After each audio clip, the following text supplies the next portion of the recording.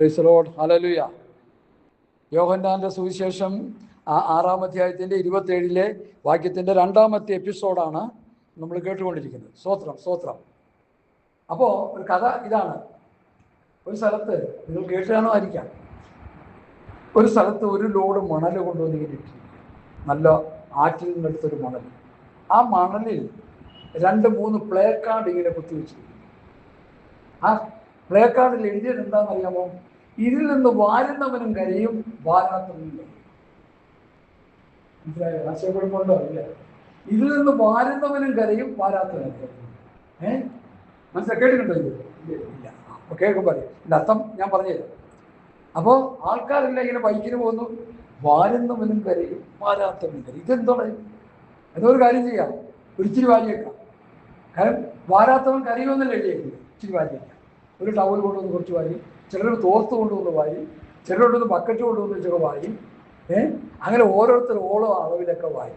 ചിലർ ചുമ്മാ ഒരു പൊടി, ഒരു ഒരു ഒരു ഒരു ഒരു സംശയം വരണ്ട, എന്തെങ്കിലും സംഭവിച്ചാലോ അത്ഭുതം വല്ലതും നടന്നാലോ ഒരു കൈ എടുത്ത് പോക്കറ്റിലിട്ടുണ്ട്, പോക്കറ്റിൽ വാരിയിട്ടുണ്ട്. ചുരുക്കി പറഞ്ഞ കഥയാണ് കേട്ടത്. ഈ വാരിക്കൊണ്ടുപോയി വീട്ടിൽ കൊണ്ടുപോയി ചെന്ന് നോക്കുമ്പോൾ ഇതെല്ലാം ജുവൽസുകളായി, സ്വർണ്ണമണികളായി, മുത്തുകളായി മാറി. കഥയാണ് കേട്ടോ. അപ്പോൾ ഇതിൽ നിന്ന് വാരാത്തവനും കരയും, വാരിയവനും കരയും. വാരാത്തവൻ എന്താ കരയുന്നത്? അയ്യോ, എനിക്ക് ഇച്ചിരി വാരാൻ പറ്റിയില്ലല്ലോ. സ്വത്രം. വാരിയവനോ, അയ്യോ കുറെ കൂടുതൽ വാരാൻ പറ്റിയില്ലല്ലോ. ഇവിടെ ഈ വചനം വിളമ്പിക്കൊണ്ടിരിക്കുക.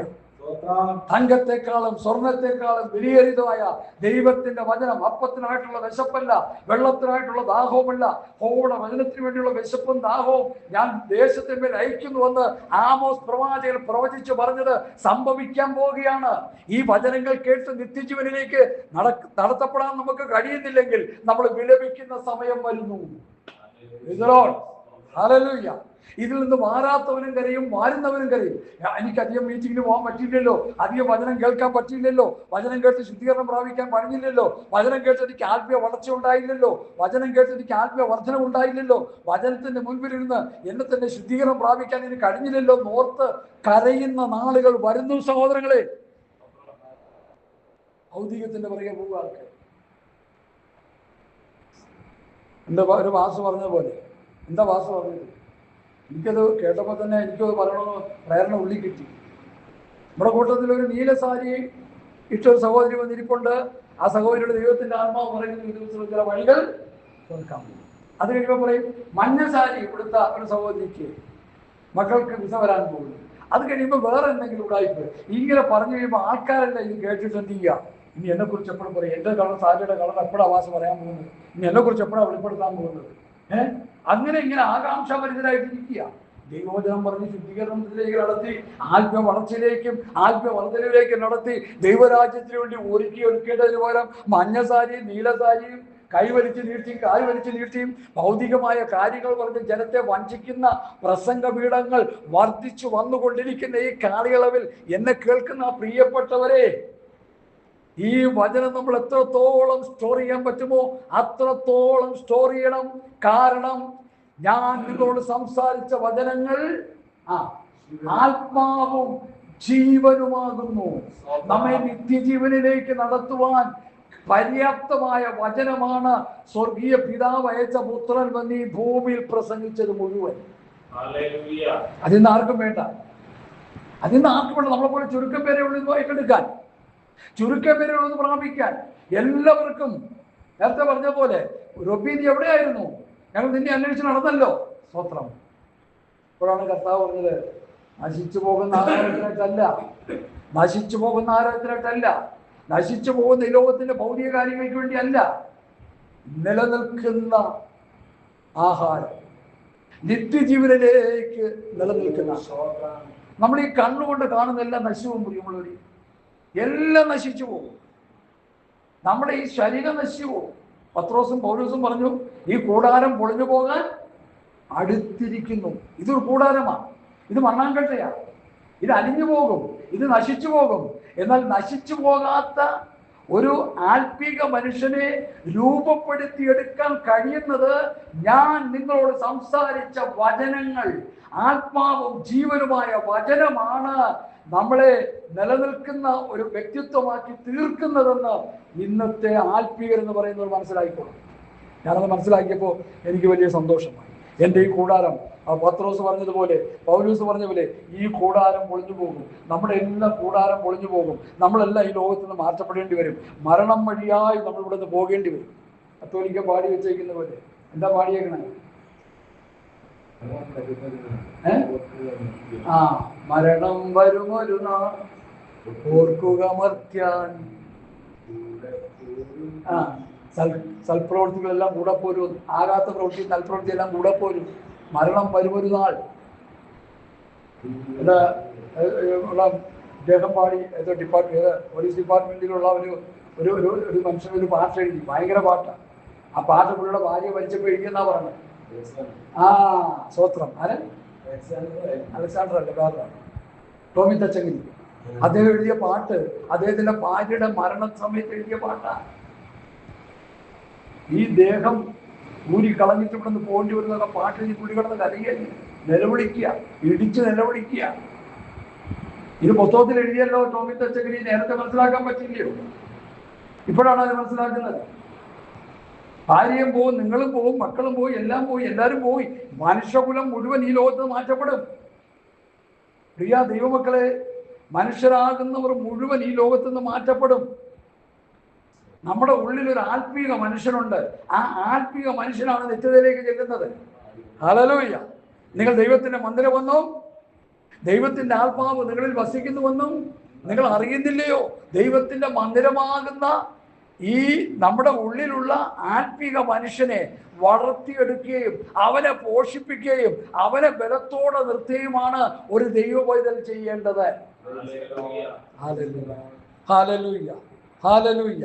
ഞാൻ ആ വിഷയത്തിലേക്ക് വരുന്നു. ആ യോഹന്നാന്റെ സുവിശേഷം 6-ാം അധ്യായത്തിന്റെ 31 മുതലുള്ള വാക്യങ്ങളൊന്ന് വായിക്കാം. 31 മുതൽ. Praise the Lord. ഹല്ലേലൂയ. നമ്മുടെ പിതാക്കന്മാർ മരുഭൂമിയിൽ മന്ന തിന്നു, അവർക്ക് തിന്നുവാൻ എഴുതിയിരിക്കുന്നുവല്ലോ. യേശു അവരോട്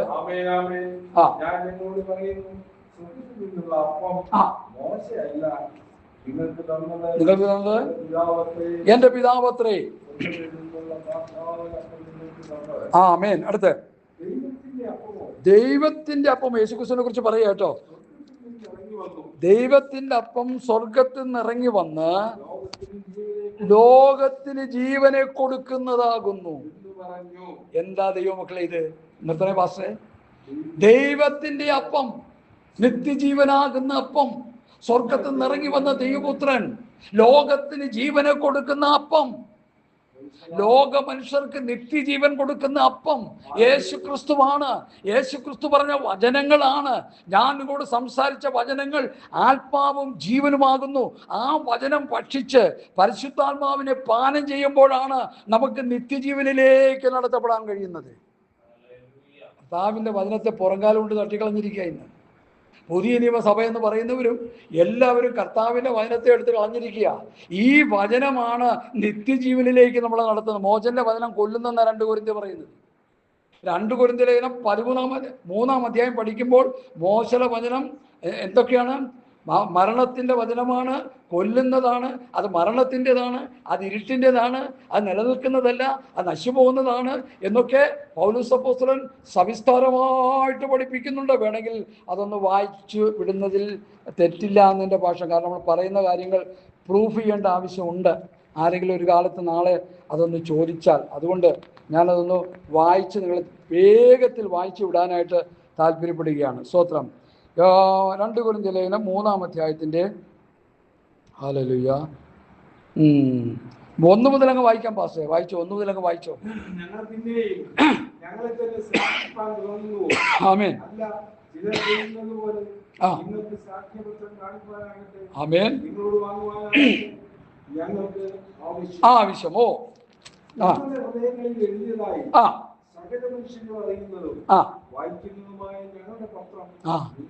അഗസ്ത്യൻ പത്രമായി ശിഷ്യന്മാർ വെളിപ്പെട്ടു. അടുത്ത ഞങ്ങളുടെ ശുശ്രൂഷയാലുണ്ടായ ക്രിസ്തുവിൻ പത്രമായി. കൊരിന്ത് സഭ ക്രിസ്തുവിന്റെ പത്രമായി. കൊരിന്ത് സഭയിലെ വിശ്വാസികളെ കാണുമ്പോൾ ക്രിസ്തുവിനെ കാണാൻ തുടങ്ങി. അടുത്ത ജീവനുള്ള ദൈവത്തിന്റെ ആത്മാവിനാൽ കൽപ്പലകയിലല്ല ഹൃദയമെന്ന മാംസപ്പലകയിലാണ് എഴുതിയത്. അടുത്ത ഉണ്ട്. അടുത്ത വരും പോലെ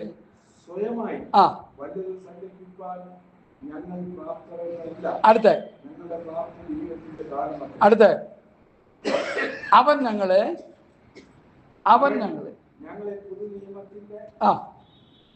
ശുശ്രൂഷ പ്രാപ്തരാക്കി. അക്ഷരത്തിന്റെ ശുശ്രൂഷകന്മാരല്ല, ആത്മാവിന്റെ ശുശ്രൂഷകന്മാരത്രേ. അടുത്ത് കേട്ടോ. അപ്പൊ കല്ലിൽ എഴുതിയ പ്രമാണം മനുഷ്യനെ കൊല്ലുന്നു, അക്ഷരം കൊല്ലുന്നു. അടുത്ത്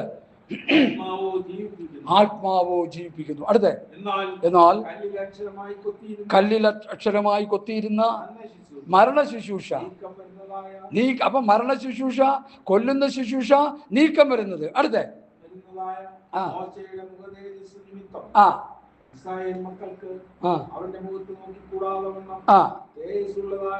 ആയെങ്കിൽ ആത്മാവിന്റെ ശുശ്രൂഷ അധികം തേജസ്സുള്ളതാണ്. ശിക്ഷാവിധിയുടെ ശുശ്രൂഷ മതി പാസ്റ്റേ, ഇത്ര മതി. ശിക്ഷാവിധിയുടെ ശുശ്രൂഷ, മരണത്തിന്റെ ശുശ്രൂഷ, കൊല്ലുന്ന ശുശ്രൂഷ, ശോഭ കുറഞ്ഞ ശുശ്രൂഷ. 2 കൊരിന്ത്യർ ലേഖനം 3-ാം അധ്യായം എല്ലാ പാസ്റ്റർമാരും, എല്ലാ സുവിശേഷകന്മാരും, എല്ലാ വിശ്വാസികളും നന്നായിട്ട് വായിച്ച് പഠിക്കണം. കല്ലിൽ എഴുതിയ ശുശ്രൂഷയുടെ പ്രത്യേകതയും ഹൃദയത്തിൽ എഴുതിയ ശുശ്രൂഷയുടെ പ്രത്യേകതയും തരംതിരിച്ച് പഠിപ്പിക്കുകയാണ് പൗലോസ് അപ്പോസ്തലൻ. പൗലോസ് ആരാണ്? പുതിയ നിയമസഭയുടെ അപ്പോസ്തലനാണ്. പിതാവാം ദൈവത്താലും യേശുക്രിസ്തുവിനാലും അപ്പോസ്തലനായി നിയമിക്കപ്പെട്ട പൗലോസ് ഗലാത്യർ 1:1 താൻ പഠിപ്പിക്കുകയാണ്. അത് മരണത്തിന്റെ ശുശ്രൂഷ, ഇരുട്ടിന്റെ ശുശ്രൂഷ, കൊല്ലുന്ന ശുശ്രൂഷ. എന്നാൽ പുതിയ നിയമത്തിൽ കർത്താവ് പറഞ്ഞു, ഞാൻ നിങ്ങളോട് സംസാരിച്ച വചനങ്ങൾ ആത്മാവും ജീവനുമാകുന്നു. ആത്മാവും ജീവനുമാകുന്നു. തിമോഥെയോസിന്റെ ലേഖനം അതിൻ്റെ 6-ാം അധ്യായത്തിൻ്റെ 3-ാം വാക്യത്തിലാണെന്ന് തോന്നുന്നു. സ്തോത്രം. 6:3 വായിക്കാൻ പാസ്റ്റേ. എന്താ അവിടെ എഴുതിയിരിക്കുന്നത്? 1 തിമോഥെയോസ് 6:3 ഒരു വലിയ പഠിപ്പിക്കൽ പൗലോസോടെ പഠിപ്പിച്ചിരിക്കുക. ഞങ്ങളതെപ്പോഴും ധ്യാനിക്കുന്നു. പഥ്യവചനവും ഭക്തിക്കൊത്ത ഉപദേശവും. അതിന്റെ പുതിയ നിയമത്തിന്റെ വേറൊരു പേരാണ് പഥ്യവചനവും ഭക്തിക്കൊത്ത ഉപദേശവും. അനുസരിക്കാതെ അന്യതാ ഉപദേശിക്കുന്നവൻ ഒന്നും തിരിച്ചറിയാതെ തർക്കത്തിന്റെയും വാഗ്വാദത്തിന്റെയും ഭ്രാന്ത് പിടിച്ച്. അപ്പൊ 2 പ്രമാണം അവിടെ നമുക്ക് കാണാൻ കഴിയും. കർത്താവായ യേശുക്രിസ്തുവിന്റെ പഥ്യവചനവും ഭക്തിക്കൊത്ത ഉപദേശവും അന്യതാ ഉപദേശവും. 2 ഉപദേശം. ഒന്ന് ഭക്തിക്കൊത്ത ഉപദേശം, മറ്റത് അന്യതാ ഉപദേശം. ഈ പഥ്യവചനത്തിന് ചേരാത്തതല്ല അന്യതാ ഉപദേശമാണെന്ന് പഠിക്കണം. ഞാൻ മുമ്പോട്ട് വരട്ടെ. അപ്പോൾ നമ്മൾ വായിച്ച യോഹന്നാന്റെ ആ സുവിശേഷത്തിലേക്ക് വരാം. വായിച്ചു നിർത്തിയതാണ് ഇവിടെ മാസ്റ്റേ 6-ാം അധ്യായത്തിന്റെ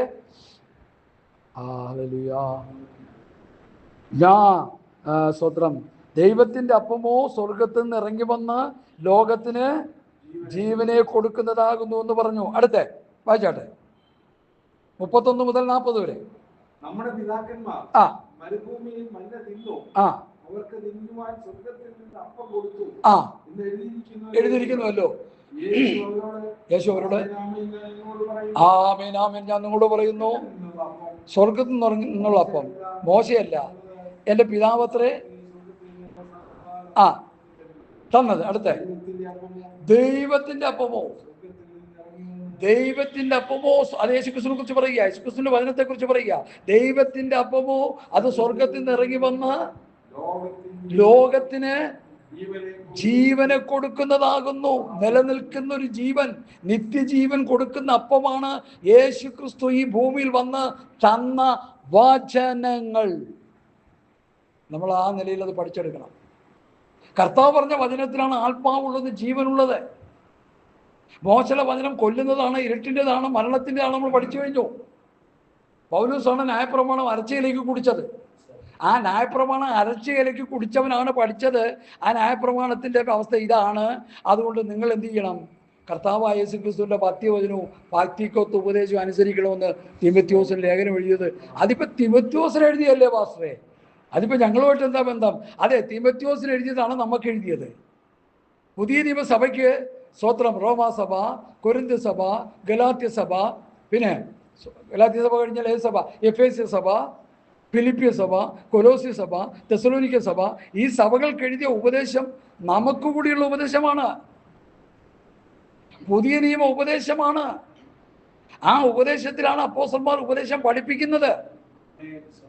കഴിഞ്ഞ ദിവസം ഞങ്ങൾ ഒരു ക്ലാസ് സമയത്ത് ഈ വാക്യം കയറി വന്നു. നിങ്ങൾ പാപത്തിൻ്റെ ദാസന്മാരായിരുന്നുവെങ്കിലും നിങ്ങളെ പഠിപ്പിച്ച ഉപദേശ രൂപം ഹൃദയപൂർവ്വം അനുസരിച്ച് പാപത്ത് സ്വാതന്ത്ര്യം പ്രാപിച്ച് നീതിക്ക് ദാസനായി. ഏതായി പഠിപ്പിച്ച ഉപദേശം? ക്രിസ്തുവിൻ്റെ ഉപദേശം, ക്രിസ്തുവിൻ്റെ പ്രമാണം. അത് പഠിച്ചനുസരിച്ചപ്പോഴാണ് പാപത്ത് സ്വാതന്ത്ര്യം പ്രാപിച്ച് നീതിക്ക് ദാസനായി ദൈവത്തിൻ്റെ ദാസിമാരും ദൈവത്തിൻ്റെ ദാസന്മാരും ആയിത്തീർന്നത്. മനസ്സിലാക്കണം, ഗൗരവം മനസ്സിലാക്കണം. ഓരോ സമയത്ത് പറയുമ്പോഴും ഓരോ വചനങ്ങൾ വളരെ ശക്തിയോടെ വെളിപ്പെട്ട് വരാറുണ്ട്. ഹല്ലേലൂയ. ഇനി അടുത്ത് വായിച്ച് നിർത്തിയ വാക്യത്തിന്റെ കണ്ടിന്യൂഷനിലേക്ക് വരാം. പാസ്റ്റർ, ദൈവത്തിന്റെ അപ്പമോ സ്വർഗത്തിൽ നിന്ന് ഇറങ്ങി വന്ന്, അത് യേശുക്രിസ്തുവിനെ കുറിച്ച് പറയുക, ലോകത്തിന് ജീവനെ കൊടുക്കുന്നതാകുന്നു. ആ എന്ന് പറഞ്ഞു. അടുത്ത് യേശു അവരോട് പറഞ്ഞത്, ഞാൻ ജീവന്റെ അപ്പമാകുന്നു, എൻ്റെ അടുക്കൽ വരുന്നവന് വിശക്കുകയില്ല. പറഞ്ഞ ആ താല്പര്യം എന്താ? എന്നിൽ വിശ്വസിക്കുന്ന വിശക്കുകയില്ല, ദാഹിക്കുകയില്ല എന്ന് പറഞ്ഞ കാര്യം. വിശപ്പും ദാഹമൊന്നും ഇല്ലേ? പുട്ടും കടലയൊന്നും തിന്നണ്ടെന്നാണോ? ചോറും കറിയൊന്നും കഴിക്കേണ്ടെന്നാണോ? അല്ല. ആത്മീകമായ ദാഹവും ആത്മീകമായ വിശപ്പും യേശുവിൻ്റെ അടുക്കൽ ചെല്ലുന്നവന് അസ്തോത്രം പിന്നെ ഉണ്ടാകത്തില്ലെന്ന് എൻ്റെ അർത്ഥം. ലോകം മുഴുവൻ ആത്മീയമായി രക്ഷപ്പെടാൻ ശ്രമിച്ചുകൊണ്ടിരിക്കുക. ഹിന്ദുക്കൾ മല ചവിട്ടുക, മുസ്ലിങ്ങൾ ഇവിടെ സാത്താനെ കല്ലെറിയാനും ഉംറയിൽ പോയി ഉംറ ചെയ്യാനായിട്ട് ഒരുങ്ങുക.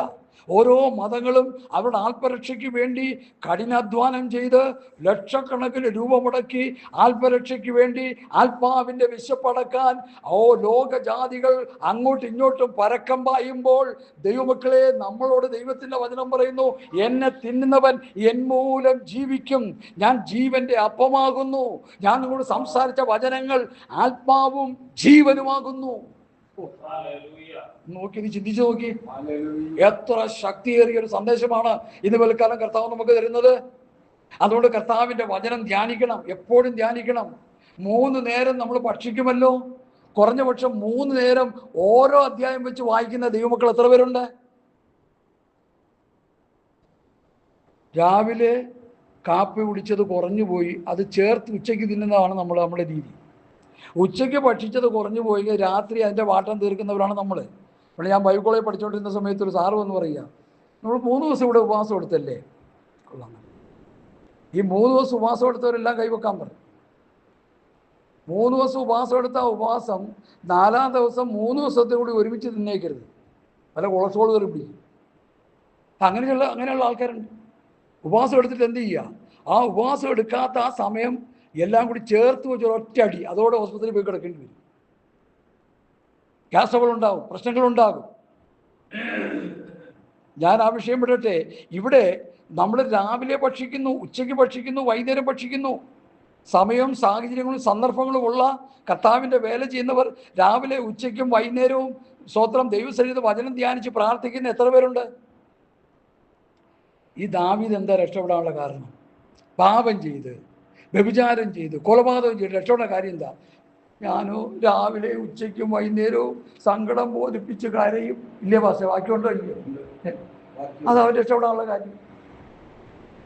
ജീവിതത്തിൽ ബലഹീനതയൊക്കെ വന്നുപോയി, തെറ്റുകുറ്റങ്ങൾ വന്നുപോയി, അപ്രതീക്ഷിതമായിട്ട് പലതും സംഭവിച്ചു.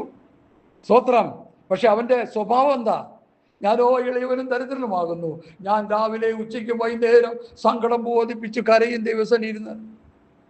ഒരു രാജാവിന് അങ്ങനെ കരയാൻ പറ്റിയെങ്കിൽ സാധാരണ നമുക്ക് എന്തുകൊണ്ട് കരയാൻ പറ്റത്തില്ല, എന്തുകൊണ്ട് പ്രാർത്ഥിക്കാൻ പറ്റത്തില്ല? ഈ ആത്മാവും ജീവനുമാകുന്ന വചനം ഭക്ഷിച്ച് ആത്മാവിൽ ബലപ്പെടാൻ നമുക്ക് എന്തുകൊണ്ട് പറ്റുന്നില്ല? സ്വത്രം. നമ്മുടെ അകത്തെ മനുഷ്യൻ ബലപ്പെടണ്ടേ? പുറമേ ഉള്ളവരെ കൊഴുപ്പിക്കുകയാണോ ചെയ്യുന്നത്? ഞാൻ വ്യായാമമൊക്കെ ചെയ്യാറുണ്ട്, അത്യാവശ്യം ഡംബിളൊക്കെ അടിക്കാറുണ്ട്. കാരണം എപ്പോഴും ഇരിപ്പും വായനയും പ്രാർത്ഥനയൊക്കെ അല്ലേ. അവിടെ ഇച്ചിരി നടക്കുക, ഇച്ചിരി വ്യായാമങ്ങളൊക്കെ ചെയ്യുക, ശരീരത്തിൻ്റെ ആയുസ് കൊടുക്കുക, നല്ല കാര്യമാണ്. അല്ല, ചിലർ വ്യായാമം മാത്രമേ ചെയ്യത്തുള്ളൂ, ഇതൊന്നും ഭക്ഷിക്കത്തില്ല. വചനം ഭക്ഷിക്കണം.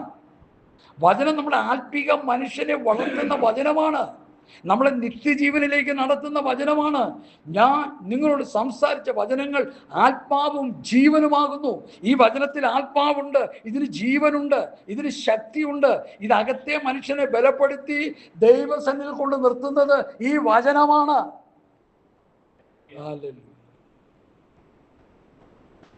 രാവിലെ എഴുന്നേറ്റ് എന്താണ് മെസ്സേജ് എന്ന് ഫോണിൽ കൂടി തപ്പുന്ന വിശ്വാസികളായി. ചില ദുർബല നിമിഷത്തിൽ ഞാൻ ചെയ്യാറുണ്ട് കേട്ടോ, അത് നിർത്തിയേക്കണം. അതൊക്കെ രാവിലെ എഴുന്നേറ്റ് തപ്പണം വചനം. ദൈവസന്നിധിയിൽ ഇരുന്ന് പ്രാർത്ഥിച്ച് വചനം ധ്യാനിക്കണം. എന്നോടുള്ള ദൈവത്തിൻ്റെ മെസ്സേജ് എന്താണ്? ഇന്ന് ദൈവം എന്നെക്കുറിച്ച് എന്താഗ്രഹിക്കുന്നു? ഏത് കാര്യം ദൈവസന്നിധിയിൽ പഠിക്കാൻ ദൈവം എന്നെക്കുറിച്ച് ആഗ്രഹിക്കുന്നു? പ്രാർത്ഥനയോടെ വചനം ധ്യാനിച്ച് ആ വചനത്തെ ഹൃദയത്തിൽ സംഗ്രഹിച്ച് നമ്മുടെ അകത്തെ മനുഷ്യനിലേക്ക് വചനം പ്രവഹിച്ച് കഴിയുമ്പോൾ കുതിര ശക്തിയോടുകൂടി നമുക്ക് മുൻപോട്ട് പോകാൻ കഴിയും. ഹല്ലേലൂയ. ബലഹീനനായിരിക്കുമ്പോൾ നമ്മൾ ശക്തിപ്പെടാൻ കഴിയും. വചനത്തിൽ ശക്തിയുണ്ട് പ്രിയമുള്ളവരെ. തെസ്സലോനിക്കർക്ക് പൗലോസ് ലേഖനം എഴുതുമ്പോൾ ഇങ്ങനെ എഴുതുന്നുണ്ട്: ഞങ്ങൾ നിങ്ങളോട് സംസാരിച്ച വചനം സാക്ഷാൽ ദൈവവചനമായിട്ട് തന്നെ നിങ്ങൾ കൈക്കൊണ്ടതിനാൽ ഞങ്ങൾ ഇടപെടാതെ ദൈവത്തെ സ്തുതിക്കുന്നു. വിശ്വസിക്കുന്ന നിങ്ങളിൽ അത് വ്യാപരിച്ചു കൊണ്ടിരിക്കുന്നു. വചനത്തിന് വ്യാപാര ശക്തിയുണ്ട് സഹോദര. നിന്റെ കഷ്ടത മാറ്റാൻ, നിന്റെ പ്രയാസം മാറ്റാൻ, നിന്റെ രോഗം മാറ്റാൻ, നിന്റെ മാനസിക സംഘർഷങ്ങളെ മാറ്റി നിന്നെ ഒരു കുതിര ശക്തി പോലെ മുമ്പോട്ട് നടത്തുവാൻ ഈ ദൈവവചനത്തെ ശക്തിയുണ്ട്. ഇതിൽ ആത്മാവുണ്ട്, ഇതിൽ ജീവനുണ്ട്. ഇത് ഭക്ഷിക്കണം. ഇത് സമയഭേദം കൂടാതെ ഇടയ്ക്കിടയ്ക്ക് ഇത് ഭക്ഷിച്ചുകൊണ്ടിരിക്കണം, വായിച്ച് പഠിച്ചുകൊണ്ടിരിക്കണം. വേദോസം വായിക്കത്തില്ല, പ്രാർത്ഥിക്കത്തില്ല വിശ്വാസികൾ. ഞായറാഴ്ച വന്നിരുന്ന് വെറ്റിലയിൽ ചുണ്ണാമ്പ് തേക്കുന്നവരെ ഇങ്ങനെ തേച്ചുകൊണ്ടിരിക്കുക. എങ്ങനെയാ? ഇതേപ്പ് കണ്ടില്ലേ? വചനം ജ്ഞാനമില്ല, പ്രാർത്ഥനയുമില്ല, വിശുദ്ധ ജീവിതവുമില്ല, വേർപാടില്ല. വിടുതൽ വേണം. വിടുതൽ വിടുതൽ വിടുതൽ. എന്ത് വിടുതൽ? വിടുതൽ തരാൻ കുറെ പാസ്റ്റർമാർ ഇറങ്ങിയിട്ടുണ്ട് ഇപ്പോൾ, അല്ലേ പാസ്റ്റേ? വിടുതൽ തരാൻ പാസ്റ്റർമാർ ഉന്തിയിട്ട് കുരപ്പിച്ചും ചിരിപ്പിച്ചും ഛർദ്ദിപ്പിച്ച് വിടുതൽ തന്നിട്ട് നിങ്ങളുടെ പോക്കറ്റ് കാലിയാക്കി കൊണ്ടുപോകര്. മനസ്സിലായോ? കള്ള പ്രവചനങ്ങളൊക്കെ പറഞ്ഞ് നിങ്ങളുടെ കൾസവും കീറിക്കൊണ്ട് പോകര്. ഇന്ന് രാവിലെ ഞാൻ വൈഫിനോട് പറഞ്ഞു, എടീ 8 നിലയിൽ ചിട്ടി പൊട്ടിയപ്പോൾ ഒരുത്തും പാസ്റ്ററായി, അവനിപ്പോൾ കോടീശ്വരൻ. ആളും പേരുന്ന് ഞാൻ പറയത്തില്ല, രഹസ്യമായിട്ട് ചോദിച്ചാൽ പറയാം. ചിട്ടിക്കമ്പനി നടത്തി അത് 8 നിലയിൽ പൊട്ടിക്കഴിഞ്ഞപ്പോൾ എന്ത് പറ്റി? ആരാണ്ടും പറഞ്ഞു, വേദോസം എടുത്ത് പ്രസംഗിക്കാൻ പറഞ്ഞു. പ്രസംഗിക്കാൻ തുടങ്ങി, കാൾ വരാൻ തുടങ്ങി, അത്ഭുതങ്ങൾ നടക്കാൻ തുടങ്ങി, അടയാളങ്ങൾ നടക്കാൻ തുടങ്ങി. ഹോള് വെച്ചു, 50 പേര്, 500ആയി, 1000ആയി. ഇപ്പം ലക്ഷക്കണക്കിന് വിശ്വാസികളുണ്ട്, കോടിക്കണക്കിന് സമ്പത്തുണ്ട്. മാളുകൾ തന്നെ 9 ഉണ്ടെന്നാണ് പറയണത്. ആളും പേരും ഒന്നും എന്നോട് ചോദിക്കരുത്, വ്യക്തിഹത്യ നടത്താൻ താല്പര്യമില്ല. ഈ വചനമെടുത്ത് കാശുണ്ടാക്കി സുഖിക്കുന്ന സുഖിയന്മാർ കുമിള് പോലെ മുളച്ചു വന്നുകൊണ്ടിരിക്കുമ്പോൾ അവരെല്ലാം ഈ പുള്ളി പറയുന്നത് കേട്ട് നിത്യജീവനിലേക്ക് പോകുന്നവരെല്ലാം വാരിക്കോരി കൂട്ടുന്നവരാണ്. ഇവിടെ യേശുവിൻ്റെ അടുക്ക ചോദിക്കാൻ വന്നവരെന്തിനാ? പിറ്റേ ദിവസം അപ്പം തിന്ന് തൃപ്തരായി പിറ്റേ ദിവസം കിട്ടുമെന്ന് പറഞ്ഞ് വന്ന ഗ്രൂപ്പ് അവരെ. പുരുഷാരം എന്ന് പറയുന്നത്. യേശുവിൻ്റെ പുറകെ ഞാൻ പല പ്രാവശ്യം പറയാറുണ്ടത്, ഒരു 500, 600, 1000 പേര് അടുപ്പിച്ച ആൾക്കാർ കാണുമെന്നാണ് പറയുന്നത്. യേശുവിൻ്റെ പോകുമ്പോൾ പറയുക പോകാൻ അത് തൊട്ട് പുറകെ പോകുന്ന ശിഷ്യന്മാരെ 10 കാണും. ബാക്കി ഇതിൻ്റെ പുറകെ ഇങ്ങനെ വലിയ കാരണം രോഗികളെ കൊണ്ട്, മഹാതരമുള്ളവരെ കൊണ്ടുവരിക, പിന്നെ ഈ വിറയിൽ പിടിച്ചവരെ കൊണ്ടുവരിക, പിന്നെ പനി പിടിച്ചവരെ കൊണ്ടുവരിക, എല്ലാവരെയും കൊണ്ടുവരിക. കർത്താവിനെ സൗഖ്യമാക്കി പോവുകയല്ലേ. അത് കഴിയുമ്പോൾ വിശന്ന് പൊരിഞ്ഞിരിക്കുന്നതായിട്ട് കർത്താവ് കണ്ടു കഴിയുമ്പോൾ ആരെങ്കിലും 2 അപ്പം കൊടുത്ത് അങ്ങ് പറപ്പിച്ചു കൊടുക്കും, ഇഷ്ടം പോലെ അത് തിന്ന് ശിഷ്യന്മാർ ഇങ്ങനെ വിളമ്പിക്കൊടുത്തുകൊണ്ടിരിക്കുക. അപ്പോൾ ശിഷ്യന്മാരുടെ ഉള്ളിൽ അവർ മനുഷ്യരല്ലേ, നോക്കും തിന്നെന്ന് പറഞ്ഞ് ഇട്ട് കൊടുക്കുക. എൻ്റെ വീട്ടിൽ അച്ഛയും കുട്ടികളും ഒന്നുമില്ല തിന്നാതിരിക്കുമ്പോൾ നിങ്ങളൊക്കെ അങ്ങ് തിന്നോന്ന് പറഞ്ഞിട്ട് കൊടുക്കുക. അത് കർത്താവ് അറിഞ്ഞിട്ട് പറഞ്ഞു, ശേഷിച്ച കഷ്ണം ഒന്നും എന്ത് ചെയ്യരുത്, കളയരുത്, എല്ലാം ശേഖരിക്കാൻ പറഞ്ഞു. 12 പേരുടെ വീട്ടിൽ കൊണ്ടുപോയിക്കൊള്ളാൻ പറഞ്ഞു. അപ്പോൾ അവരുടെ തൃപ്തിയായി. ദൈവമേ, ഞങ്ങളുടെ കാര്യമല്ല, ഞങ്ങളുടെ അച്ഛൻ്റെയും കൊച്ചിൻ്റെയും കാര്യം കൂടി കർത്താവ് ഗ്രഹിച്ച് മനസ്സിലാക്കി ഞങ്ങളെ നടത്തുന്നൊരു കർത്താവാണല്ലോ എന്ന് അവർക്ക് മനസ്സിലാകാനിടയായി തീർന്നു. അതെ, നമ്മുടെ ഭാവിയെക്കുറിച്ചും നമ്മുടെ കുഞ്ഞുങ്ങളെക്കുറിച്ചും കർത്താവിന് ചിന്തയുണ്ട്. പക്ഷെ നമ്മൾ എന്ത് ചെയ്യണം? നമ്മൾ കർത്താവിനെ മുറുകെ പിടിച്ചോണം. കർത്താവിൻ്റെ വചനം ഭക്ഷിക്കണം. അനുദിന ജീവിതത്തിൽ ദൈവവചനം ഭക്ഷിച്ച് അകത്തെ മനുഷ്യനെ ബലപ്പെടുത്തി ബലപ്പെടുത്തി ബലപ്പെടുത്തി ദൈവരാജ്യത്തിന് വേണ്ടി, സ്വർഗരാജ്യത്തിന് വേണ്ടി നമ്മൾ ഒരുക്കിക്കൊണ്ടിരിക്കുമ്പോൾ നമ്മുടെ ഭൗതിക വിഷയങ്ങൾ കർത്താവ് നോക്കിക്കൊള്ളും. ഒന്നിനെക്കുറിച്ചും വിചാരപ്പെടരുത്. നിങ്ങളുടെ ആവശ്യങ്ങൾ സ്വോത്രത്തോടെ ദൈവത്തോട് അറിയിക്കുക എത്രയും വേണ്ടത്. എന്ത് തിന്നും, എന്ത് കുടിക്കും, എന്തൊടുക്കുമെന്ന് വിചാരപ്പെടരുത്. ആകാശത്തിലെ പറവുകളെ നോക്കുവിൻ, അവ വിതയ്ക്കുന്നില്ല, കൊയ്യുന്നില്ല, കളപ്പുരയിൽ കൂട്ടിവെക്കുന്നില്ല. സർവശക്തനായ ദൈവം അവയെ പുലർത്തുന്നു. ഈ പറവജാതികളെക്കാൾ നിങ്ങളെത്രയാ വിശേഷതയുള്ള. ശരി, സോളമനെയൊക്കെ എടുത്ത് അവിടെ ഇട്ടതിൻ്റെ കാര്യം എന്താ? ഒരു പൂവിനെ നോക്കാൻ പറഞ്ഞു. സോളമൻ ഈ പൂവിനെ പോലും ചമയാൻ കഴിഞ്ഞിട്ടില്ല. സോളമൻ ഉണ്ടാക്കിയ യെരൂശലേം ദേവാലയവും അവൻ്റെ പ്രൗഢി കൊണ്ട് ഉണ്ടാക്കി പണിതെടുത്ത ആ സ്വത്രം സൗധങ്ങളൊക്കെ ഒരു പൂവിനോ പോലും അതിന് പോലും വിലയില്ല എന്നാണ് യേശു പഠിപ്പിച്ചത്. ആ പൂവിൽ ഉണ്ടാകുന്ന സുഗന്ധം, ഒരു മുല്ലപ്പൂവിൻ്റെ ആ നെറ്റിൻ്റെ ഉള്ളിൽ കൂടി ആ പൂവിൻ്റെ ഉള്ളിലേക്ക് ഒരു സുഗന്ധം വരുന്നില്ലേ? അത് പറിച്ച് നമ്മൾ മണപ്പിക്കും. എന്ത് സുഗന്ധമാണ്! ആ ഒരു പൂവിനോളം ചമയാൻ ആർക്ക് കഴിഞ്ഞില്ല? ശലോമന് കഴിഞ്ഞില്ല. അതിൻ്റെ അർത്ഥം, ദൈവം സൃഷ്ടിച്ച ആ പൂവിനുള്ള മനോഹാരിത ഈ മനുഷ്യനുണ്ടാക്കിയ അവൻ്റെ പ്രൗഢികൾക്കോ അവൻ പണിത സൗധങ്ങൾക്കോ അവനുണ്ടാക്കിയ ഭൗതിക നന്മകൾക്കോ അവൻ വാരിക്കോരി കൂട്ടിയ സമ്പത്തിനോ അതിനോളം ചമയാൻ കഴിയില്ലെന്ന് പറയാം. മനുഷ്യൻ എന്താ ചെയ്തുകൊണ്ടിരിക്കുന്നത്? ഹല്ലേലൂയ. അതുകൊണ്ട് എന്നെ കേൾക്കുന്ന പ്രിയപ്പെട്ടവരെ, ഇവിടെ യോഹന്നാന്റെ സുവിശേഷം താണ്ടുദാസം വായിച്ച് നിർത്തിയ വാക്യത്തിൻ്റെ അവസാന വാക്യത്തിലേക്ക് ഞാൻ വരുന്നു. ഏതാണ്? 6-ാം അധ്യായത്തിൻ്റെ ഹല്ലേലൂയ, സ്തോത്രം, അതിൻ്റെ 40-ാമത്തെ വാക്യം വായിക്കാൻ പാസ്റ്റർ. 40. നിത്യജീവൻ ഉണ്ടാകണമെന്നാകുന്നു എൻ്റെ പിതാവിൻ്റെ നിത്യജീവൻ ഉണ്ടാകണം. ഈ നിത്യജീവൻ എങ്ങനെ ഉണ്ടാകും? ഞാൻ നിങ്ങളോട് സംസാരിച്ച വചനങ്ങൾ ആത്മാവും ജീവനുമാകുന്ന വചനങ്ങൾ നമ്മൾ ആത്മാവിൽ ഭക്ഷിച്ച് നമ്മൾ അനുസരിക്കുമ്പോഴാണ് അത് നമ്മളിൽ നിത്യജീവനായി പരിണമിക്കുന്നത്. ഹല്ലേലൂയ. ഈ വചനമാണ് നമ്മളെ നിത്യജീവനിലേക്ക് നടത്തുന്നത്. സ്തോത്രം. മഹാത്മാഗാന്ധി ഗിരിപ്രഭാഷണം ഇഷ്ടപ്പെട്ടുവെങ്കിലും രക്ഷാനുഭവത്തിലേക്ക് വരാനോ നിത്യജീവൻ പ്രാപിക്കാനോ ആ മനുഷ്യന് കഴിയാതെ പോയി. അതുപോലെ യേശു കർത്താവിൻ്റെ ഗിരിപ്രഭാഷണം അനേക വിജാതീയരായിട്ടുള്ള ശ്രേഷ്ഠന്മാരായിട്ടുള്ളവരെടുത്ത് വായിക്കുകയും പഠിക്കുകയും പഠിപ്പിക്കുകയൊക്കെ ചെയ്തുവെങ്കിലും ആ വചനം അവരിൽ ആത്മരക്ഷയായിട്ട് ഭവിച്ചില്ല. കാരണം എന്താ? അവരത് ആത്മാവിൽ ഭക്ഷിച്ചില്ല. ആ വചനം അവരനുസരിച്ചില്ല. ഞങ്ങളോട് സംസാരിച്ച വചനങ്ങൾ ആത്മാവും ജീവനുമാകുന്ന വചനം അനുദിന ജീവിതത്തിൽ അവർ അനുസരിച്ച് ജീവിക്കാൻ കഴിയാത്തത് കൊണ്ട് ആ നിത്യജീവനിലേക്ക് അവർക്ക് നടത്തപ്പെടാൻ കഴിയാതെ പോയി. അവരെല്ലാം നിത്യമായ നാശത്തിലേക്ക് പോയി. എന്നാൽ ഈ വചനം ആത്മീകമായി ഭക്ഷിച്ച് കർത്താവ് ചോദിച്ചല്ലോ, നിങ്ങൾക്ക് ഉപദേശം കഠിനമാക്കിയപ്പോൾ, കർത്താവ് നമ്മൾ വരുന്നുണ്ട്, ഉപദേശം കഠിനമാക്കിയപ്പോൾ എല്ലാവരും പോയി, നിങ്ങൾക്കും പോയിക്കൊള്ളാൻ മനസ്സുണ്ടോ? ഞങ്ങൾ ആരെടുക്കൽ പോകും?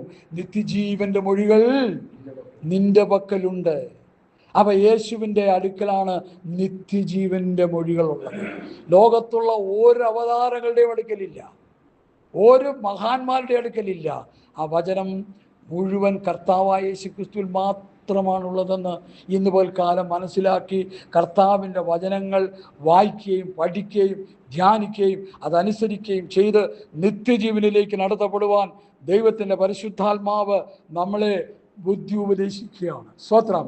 ഇനി യോഹന്നാന്റെ സുവിശേഷം 6-ാം അധ്യായത്തിൻ്റെ 47 മുതലുള്ള വാക്യങ്ങളിലേക്ക് വരാം നമുക്ക്. സ്തോത്രം. ഹല്ലേലൂയ. ആമേൻ, ആമേൻ. ഞാൻ നിങ്ങളോട് പറയുന്നു, വിശ്വസിക്കുന്നവന് നിത്യജീവനുണ്ട്. ഞാൻ ജീവന്റെ അപ്പമാകുന്നു. നമ്മുടെ പിതാക്കന്മാർ മരുഭൂമിയിൽ മന്ന തിന്നിട്ട് മരിച്ചുപോയി. ദൈവം കൊടുത്ത മന്ന തിന്നവർ മരുഭൂമിയിൽ മരിച്ചുപോയി. എന്നിട്ട് കർത്താവ് പറയുകയാണ്, ഇതോ തിന്നുന്നവൻ മരിക്കാതിരിക്കേണ്ടതിന് സ്വർഗത്തിൽ നിന്ന് ഇറങ്ങി വന്ന അപ്പം ഞാനാകുന്നു. സ്വർഗത്തിൽ നിന്ന് ഇറങ്ങി വന്ന അപ്പം ഞാനാകുന്നു. ഹല്ലേലൂയ. സ്വർഗത്തിൽ നിന്ന് ഇറങ്ങി വന്ന അപ്പം ഞാനാകുന്നു എന്ന് പറഞ്ഞാൽ യേശു ക്രിസ്തുവിനെ കുറിച്ചാണ് പറയുന്നത്. ഞാൻ തന്നെ വഴിയും സത്യവും ജീവനും ആകുന്നു. ജീവൻ ഞാനാകുന്നു, വഴി ഞാനാകുന്നു, സത്യം ഞാനാകുന്നു, സ്വർഗത്തിലേക്കുള്ള വഴി ഞാനാകുന്നു, സ്വർഗത്തിലേക്ക് എത്താനുള്ള അപ്പം ഞാനാകുന്നു, എൻ്റെ വചനങ്ങളാകുന്നു. ഞാൻ പറഞ്ഞ വചനം കേട്ട് അനുസരിക്കുന്നവനാണ് നിത്യജീവൻ. ശ്രീനാരായണ ഗുരു എന്താ പറഞ്ഞു? മദ്യമുണ്ടാക്കരുത്, മദ്യം കൊടുക്കരുത്, മദ്യം കുടിക്കരുത്, മദ്യം കച്ചവടം ചെയ്യരുത്. വാത്സല്യ ശിഷ്യന്മാരെല്ലാം അതേ ചെയ്യുള്ളൂ. അവരേനെ ചെയ്യും. അവരേനെ ചെയ്ത് കോടിക്കണക്കിന് കാശുണ്ടാക്കി. ഈ നാരായണ ഗുരുവിൻ്റെ ശിഷ്യന്മാരുടെ കാര്യം നമ്മൾ പറയണ്ട. നമ്മുടെ കർത്താവിൻ്റെ കൂടെ നടക്കുന്ന വ്യാജ ശിഷ്യന്മാരും അതൊക്കെ തന്നെ ചെയ്യുന്നു. ഞാൻ അതും എടുത്ത് പറയുന്ന ആളാണ്. ഈ കർത്താവിൻ്റെ വചനം കൊണ്ട് കാശുണ്ടാക്കി ജീവിക്കുന്ന ഒത്തിരി ഒത്തിരി ഒത്തിരി വ്യാജ സുവിശേഷന്മാരുണ്ട്. അവരെക്കുറിച്ചാണ് പൗലോസ് പറഞ്ഞത്, നായ്ക്കളെ സൂക്ഷിപ്പിൻ, ആകാത്ത വേലക്കാരെ സൂക്ഷിപ്പിൻ, വിച്ഛേദനക്കാർ പരിചയമുള്ള ഉപദേശം പറയുന്നവർ, ന്യായപ്രമാണ ഉപദേശം പറയുന്നവർ. കഞ്ഞി കുടിക്കാൻ വേണ്ടി നല്ലതാ, വീടുണ്ടാക്കാൻ, കാറുണ്ടാക്കാൻ, ലോറി മേടിക്കാൻ ഇത് നല്ലതാ. ഇത് പ്രസംഗിച്ചാൽ ഇഷ്ടം പോലെ കാശ് കിട്ടും, പക്ഷെ നിത്യജീവൻ കിട്ടത്തില്ല. നിത്യജീവൻ കിട്ടണമെങ്കിൽ ക്രിസ്തുവാകുന്ന ലോകത്തിന് ജീവനെ കൊടുക്കുന്ന അപ്പമാകുന്ന ക്രിസ്തുവിനെ പ്രസംഗിക്കണം. അതാണ് കർത്താവിൻ്റെ ദാസന്മാർ അപ്പോസ്തലന്മാർ ചെയ്തത്. ഞങ്ങളോ ക്രൂശിക്കപ്പെട്ട ക്രിസ്തുവിനെ പ്രസംഗിക്കുന്നു. ഞങ്ങളുടെ പ്രസംഗം ക്രൂശിക്കപ്പെട്ട ക്രിസ്തു, ഉയർത്തെഴുന്നേറ്റ ക്രിസ്തു, ജീവന്റെ അപ്പം തരുന്ന ക്രിസ്തു, സ്വർഗരാജ്യത്തിലേക്ക് കൊണ്ടുപോകുന്ന ക്രിസ്തു, പാപമോചനം തരുന്ന ക്രിസ്തു. ആദാം ഈ പാപമും സകല മനുഷ്യരും പാപികളായി തീർന്നു. യേശു ക്രിസ്തു വിശ്വസിച്ച് പാപമോചനം പ്രാപിച്ചാൽ സ്വർഗരാജ്യത്തെ പോകാമെന്ന് അപ്പോസ്തലന്മാർ പഠിപ്പിച്ചു. ഇന്ന് ആ പ്രസംഗങ്ങളൊക്കെ ഡിമ്മായിട്ട് പോയി, വാലും തലയില്ലാത്ത അവസ്ഥയിലായിപ്പോയി. ഇന്നത്തെ പ്രസംഗങ്ങൾ മാറിപ്പോയി. യേശു ക്രിസ്തുവിൽ വിശ്വസിച്ച് പാപമോചനം പ്രാപിച്ചാൽ നിത്യജീവൻ കിട്ടുമെന്ന് അപ്പോസ്തലന്മാർ പഠിപ്പിച്ചു. അതാണ് നമ്മൾ പഠിപ്പിക്കേണ്ടത്. യേശു ക്രിസ്തുവിൽ വിശ്വസിച്ചാൽ കടം മാറും, കഷ്ടത മാറും, ലോറി കിട്ടും, വീട് കിട്ടും, കാറ് കിട്ടും, വിസ കിട്ടും, ജോലി കിട്ടും, വിദേശ രാജ്യങ്ങളിലെ നന്മകളൊക്കെ കിട്ടും. നല്ല കാര്യമാണ്. പക്ഷെ നിത്യജീവൻ കിട്ടണമെങ്കിൽ ഞാൻ നിങ്ങളോട് സംസാരിച്ച വചനങ്ങൾ ആത്മാവും ജീവനുമാകുന്നു. ആ ജീവൻ ആത്മീകമായി നമ്മൾ ഭക്ഷിക്കണം. കർത്താവിൻ്റെ വചനങ്ങൾ വായിച്ച് പഠിച്ചനുസരിക്കണം. അപ്പോഴാണ് നമ്മൾ നിത്യജീവനിലേക്ക് നടത്തപ്പെടുന്നത്. പാപത്തിൻ്റെ ശമ്പളം മരണമത്രേ. റോമർ 6:23. ദൈവത്തിൻ്റെ കൃപാവരമോ കർത്താവായ യേശു ക്രിസ്തുവിൽ നിത്യജീവൻ തന്നെ. നിത്യജീവൻ വെറുതെ കിട്ടുമോ? യേശു ക്രിസ്തുവിൽ നിന്നല്ലേ അത് കിട്ടുന്നത്. കർത്താവിൻ്റെ വചനം കേട്ട് അനുസരിക്കുന്നതിലൂടെയല്ലേ അത് കിട്ടുന്നത്. അതാ അവിടുത്തെ വിഷയം. അപ്പോൾ നമ്മൾ വായിച്ചല്ലോ. 47 തൊട്ട് വായിക്കാൻ പാസ്റ്റേ, വായിച്ചോട്ടെ. 6:47 മുതൽ 47 വാക്യം വായിച്ചെന്നാ പോകുന്നു അല്ലേ? അടുത്തേ. ഞാൻ ജീവന്റെ അപ്പമാവുന്നു. നിങ്ങളുടെ പിതാക്കന്മാർ മരുഭൂമിയിൽ മന്ന തിന്നിട്ടും മരിച്ചുവല്ലോ. ഇതോ തിന്നുന്നവൻ മരിക്കാതിരിക്കേണ്ടതിന് സ്വർഗ്ഗത്തിൽ നിന്നിറങ്ങുന്ന അപ്പമാകുന്നു. സ്വർഗ്ഗത്തിൽ നിന്നിറങ്ങിയ ജീവനുള്ള അപ്പം ഞാനാകുന്നു. ഈ അപ്പം തിന്നുന്നവൻ എല്ലാം കണ്ടോ, ഈ അപ്പം തിന്നുന്നവൻ എന്നേക്ക് ജീവിക്കും. യേശു ക്രിസ്തുവിനെ ആത്മാവിൽ ഭക്ഷിക്കുന്നവൻ എന്നേക്കും ജീവിക്കും. യേശു ക്രിസ്തുവിന്റെ പ്രമാണം അനുസരിച്ച് ജീവിക്കുന്നവൻ എന്നേക്കും ജീവിക്കും. സ്വർഗത്തിൽ നിന്ന് ഇറങ്ങി വന്ന ജീവന്റെ അപ്പമാകുന്ന യേശു ക്രിസ്തു പറഞ്ഞ വചനങ്ങൾ, ഞാൻ നിങ്ങളോട് സംസാരിച്ച വചനങ്ങൾ ആത്മാവും ജീവനുമാകുന്നു. ആ വചനങ്ങൾ ഭക്ഷിക്കുന്നവൻ എന്നേക്കും ജീവിക്കും. അവന് നിത്യജീവൻ ഉണ്ടാകും. ഞാൻ കൊടുപ്പാനിരിക്കുന്ന അപ്പമോ ലോകത്തിന്റെ ജീവന് വേണ്ടി ഞാൻ കൊടുക്കുന്ന എൻ്റെ മാംസമാകുന്നു. ഹല്ലേലൂയ, സ്തോത്രം. എത്ര വാക്യം വരെ ആയി? അത് എത്ര വാക്യം വരെ ആയി? 47-ന്റെ 51 വരെ കണ്ടിന്യൂസ് ആയിട്ട് വായിക്കാം. വായിച്ചോട്ടെ.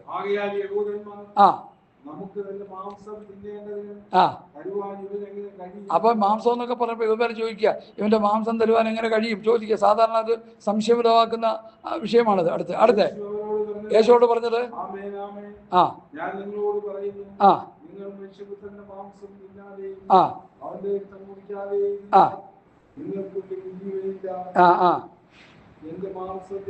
എന്റെ മാംസം തിന്നുകയും എന്റെ രക്തം കുടിക്കുകയും ചെയ്യുന്നവൻ.